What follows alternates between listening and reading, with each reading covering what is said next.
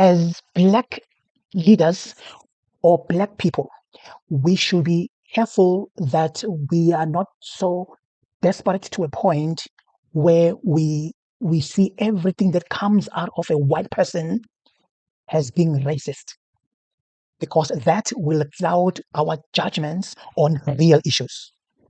Coming up.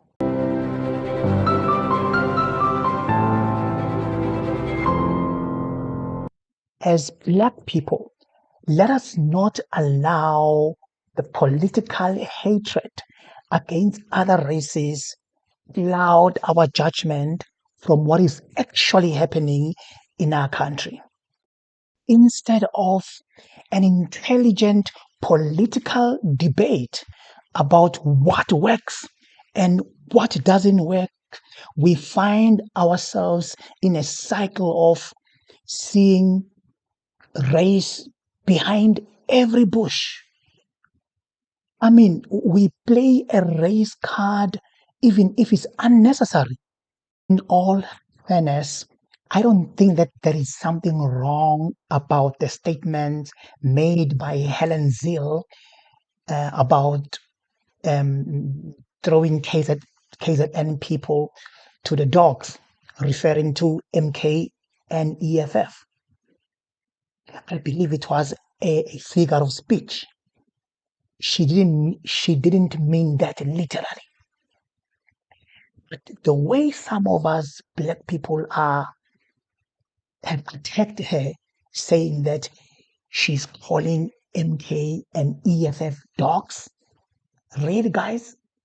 Now, people must tiptoe and not use the figure of speech and idioms around Black people, because no, we will offend Black people.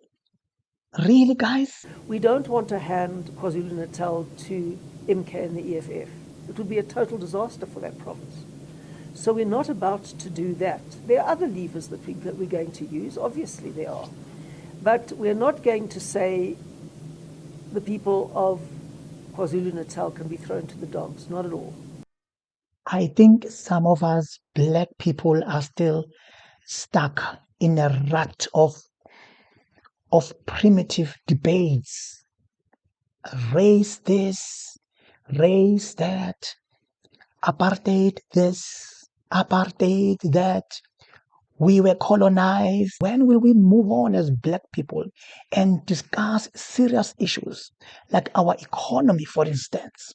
When can we discuss serious issues? How do we move the economy of the country that is still in the hands of the white minority to Black people who are the majority in the country? That is concerning, that we are so blinded by race this, race that, apartheid this, apartheid that we have missed the point of discussing real issues that affect South Africa. Currently, we don't need leaders who are going to divide the country and form a crack between the races. Right now, we need leaders who are going to unite us as South Africans and move forward and deal with the issues that we are facing as a country collectively. Not leaders who are going to hate certain race or certain tribe. Okay, we need leaders who are going to bring us together and move the country forward as a collective. That's why I have an issue with Andile Mkutama preaching hatred against white. This time around, we will not fight Black people you send. We have no beef with the taxi industry. When you send them to kill one of us, we'll kill 5 of you. Now, is that incitement to violence, or is it a call to stop violence? It is easy. If you are prepared to kill, to keep the land, we are equally prepared to do the same, to get it back. It's life for life. That's what makes people people. Not these cowards who run our countries. Here in this country, political parties of Black people are all cowards. We as Black First, Land First are, as we speak, identifying farms of white people which we are going to take. So we are leading a people's land expropriation process. And when they kill one black, we kill 5. What is all that? We don't need leaders who talk that language, but we need leaders who are going to work with all of us, with all the tribes in South Africa and with all the races in South Africa, so that we move on and solve issues that we are facing as a country. Thank God that MK at least embraces all the races, and that people like Andile Mkutama will learn something or two, that planting hate against other races is not going to take this country forward. White people seem to be joining MK in their numbers. This was unexpected, especially since MK was categorized as a KZN party. Some said it's only for Zulu people. That narrative is now being corrected, and very fast. Many people from different races are joining MK. Even Indians and white people are now in MK. Yeah. The people that will rule South Africa and bring South Africa out of the cold waters into the warm. What is your message to Zuma? What is my message to Zuma? Yeah. I would like to meet this man. Yes, definitely we want to meet you. Like to talk to him. And I would like to just have the experience, just to see the man. Yes. I would like to see Nkandla. Comrades, we've got brand new members in Bluff. Look at that. They are wearing t-shirts now. Our kings, and that we need change. And because of President Zuma having pronounced that he's going to vote and campaign from Contour-Sizwe, this is a clear indication that indeed the decision to vote from Contour-Sizwe is the right one. Fourth generation farmer here in KZN. Yeah, and life in South Africa, unfortunately, under the ANC government has become very challenging, especially, just the economy is everything's so tight, and we need more economical freedom for all the people so they can uplift themselves from the poverty that they're in. Our country, South Africa, is the most diverse country you can think of. Our children go to school, go to the same school, black and white, Indian and colors. Now, when you come and you preach hatred against white, hatred against black, what are you doing? What are you saying to those kids who don't see color? Those kids who are in school with your own child?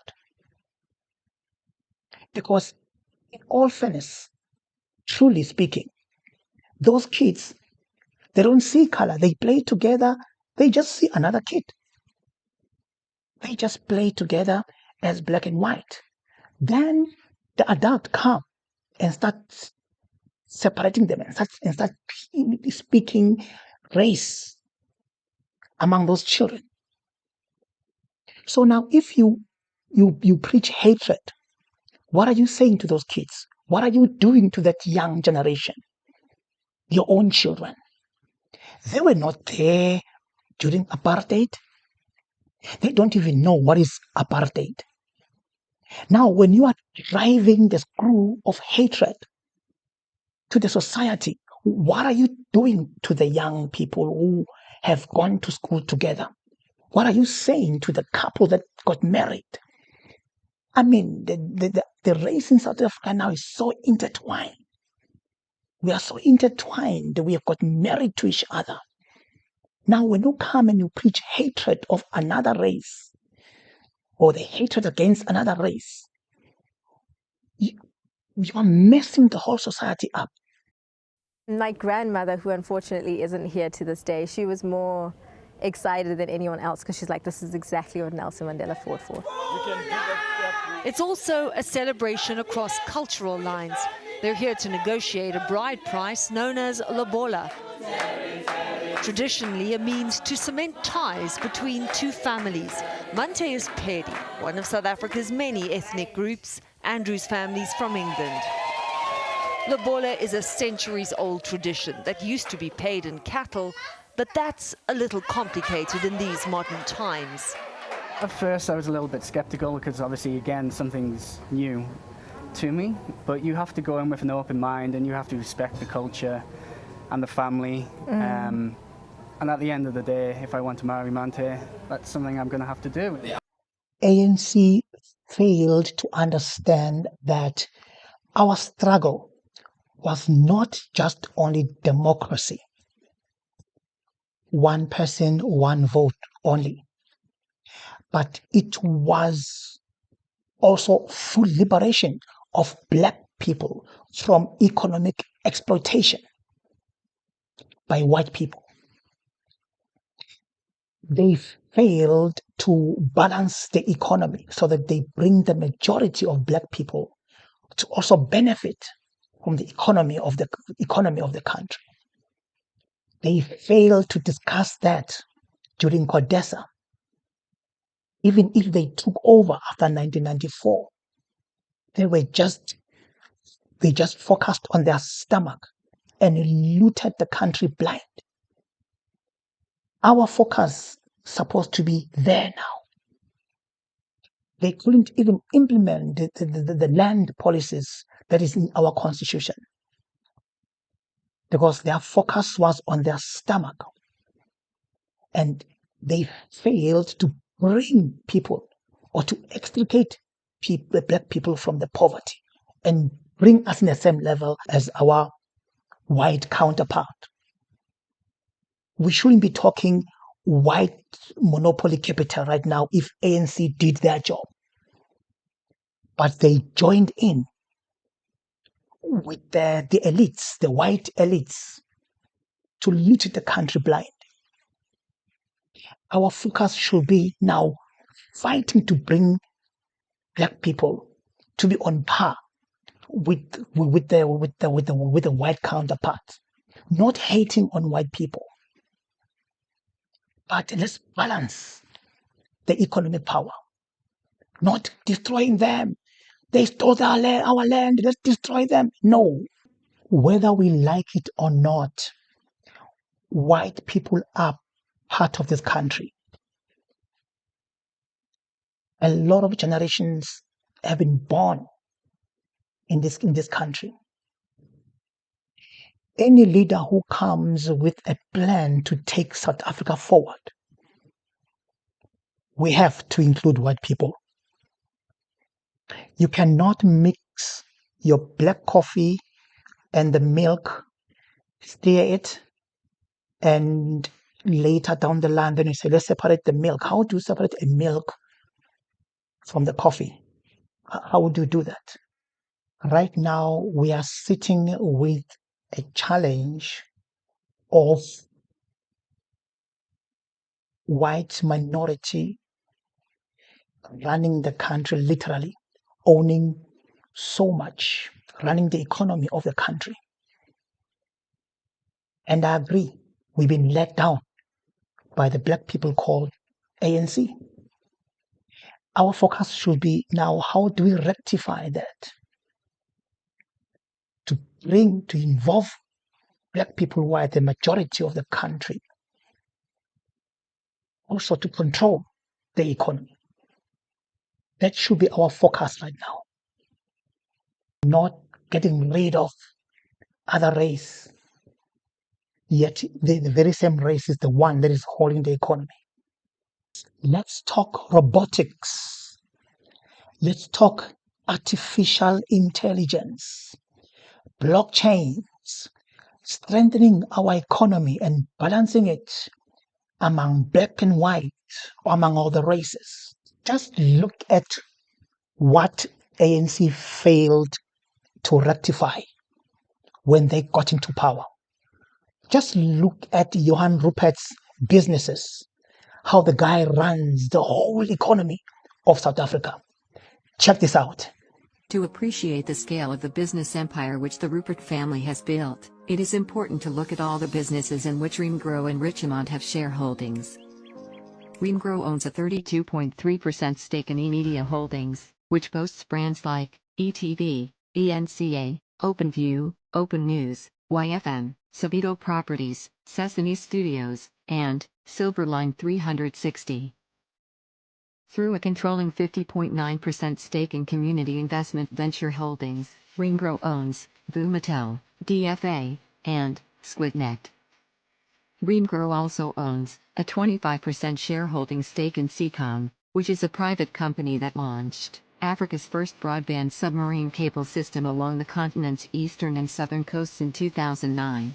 Through a 30.3% stake in Rand Merchant Investment Holdings, Remgro owns Momentum Insurance, Discovery, Metropolitan, Outsurance, Hastings, RMI Investment Managers, and Alpha Code. In the banking sector, Rupert's Remgro has a 13.5% stake in FirstRand, which owns FNB, RMB, Westbank, Aldermore, Modonovo, Ashburton Investments, Direct Access, Modo Vantage, and FCC. In the healthcare center, Remgro has a 42% shareholding in Mediclinic International, which is a provider of comprehensive, high-quality hospital services in the Southern Africa, United Kingdom, Switzerland, and UAE. Mediclinic boasts brands like Mediclinic, ER24, Intercare, MHR, Medical Innovations, Hers London, and Spire Healthcare. Remgro owns a 77.5% controlling stake in RCL Foods, the leading South African food manufacturer that employs over 21,000 people. The company produces a wide range of branded and private label food products which includes 5-Star Maize Meal, Bobtail, Bonzo, Canine Cuisine, Feline Cuisine, Catmore, Dogmore, Cobb, Driehoek Feeds, Equus, Farmer Brown, Manandiama Huu, Molatek, Monati, Nola, Number 1 Mo, Optimizer, Uma, Pymans, Rainbow Chicken, Rainbow Spices, Safari Bripap, Saletti Sugar, Sunbake, Supermo, Supreme Flour, Tafelberg, Ultra Cat, Ultra Dog, Victor, Yapper, and Yum Yum. Remgro has a 25.8% stake in Unilever South Africa, a subsidiary of fast-moving consumer goods global giants, Unilever. Most of the company's brands are household names throughout the country. This includes Vaseline, Brute, Trace M, Surf, Shield, Pond's, Pepsodent, Omo, Lux, Lipton, Lifebuoy, Knorr, Hellmann's, Handy Andy, Even Lovely, Dove, Domestos, Comfort, Close Up, Axe, Feason, Impulse, Ola, Radox, Skip, Sunlight, Dawn, Glen, Yoko, Narox, Mentadent, Organics, Raja, Robertsons and so many more other popular brands. Remgro owns 30.65% shareholding in Distel, Africa's leading producer and marketer of wines, spirits, ciders, and other ready-to-drink beverages. Some of the brands include Hunters, Nitterberg, Savannah, Drostihof, Klipdrift, Parle Perle, Richelieu, Sedgwick's Old Brown Sherry, Two Oceans, J.C. LaRue, Scottish Leader, Three Ships, Durbanville Hills, Florida Cap, Oudmeester, Knight's Whiskey, Obiqua, Black Bottle, Amarula, Bunhabhain, Viceroy, 4th Street, Baines, L'Oreal, Bernini, Elise for Lauren, Autumn Harvest, D'Anston and Cellar Cask. Remgro fully owns Sikalo Foods. The company is the manufacturer of spreads that are sold under market-leading trademarks such as Rama, Flora, Stork, Rondo, Meadowland, and Marvello. Remgro owns a 24.9% stake in Total South Africa, a subsidiary of Total Energies. The company covers the entire oil and gas chain, from crude oil and natural gas exploration to power generation, transportation and refining. Total South Africa includes the Total Service Stations, Total Fuels, Total Lubricants, and Total Gas. Remgro owns 34.9% shareholding in Kagiso Tiso Holding, a black economic-controlled company with much focus on investment banking services, media, and strategic investments. Popularly known as KTH, the company has invested in KFM, Gagasi FM, OFM, Heart FM, Jacaranda FM, East Coast Radio, Kahiso Media, Urban Brew Studios, Jutha, Media Mark, Future Managers, Serviced, Momentum Metropolitan, Kahiso Asset Management, Mecure Healthcare, Lupo Bakery, Actum, and Nozala Investments. Remgro owns a 23% shareholding stake in Grindrod, a logistic company that's all about moving cars. Yeah, you can hate him all you want, but when you get home, the guy's product is in your fridge, in your food cupboard somewhere. Hence I'm saying, why don't we come up with a strategy instead of hating and wanting to destroy everything? Let's come up with a strategy that will balance South African economy among black and whites. What do you think? Let me hear your comment below.